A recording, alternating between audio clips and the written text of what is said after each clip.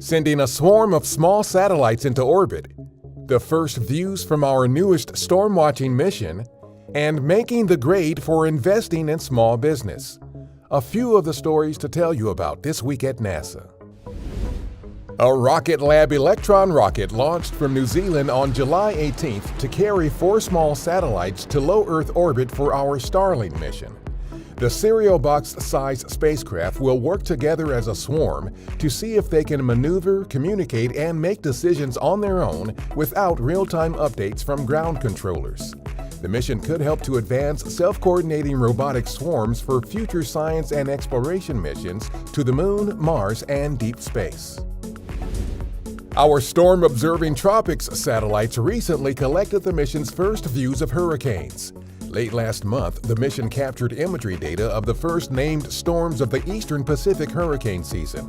Tropics uses a constellation of 4 identical small satellites to observe tropical cyclones about once an hour, far more frequently than most science satellites. The increased observations could help forecasters and officials better understand and prepare for rapidly evolving storms. During a July 18th event at NASA headquarters, the Small Business Administration announced that NASA earned an A on the fiscal year 2022 Small Business Federal Procurement Scorecard. The scorecard looks at how federal agencies rank on meeting their small business goals. NASA has directly invested $3.6 billion in over 1,700 small businesses across the country, creating good-paying jobs and opportunities for Americans in all 50 states.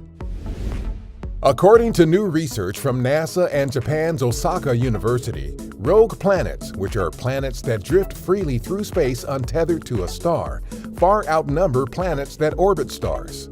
With so many rogue planets out there, researchers believe that our Nancy Grace Roman Space Telescope could find about 400 rogue planets similar in mass to Earth after the telescope launches in 2027. That's what's up this week at NASA. For more on these and other stories, follow us on the web at nasa.gov/twan.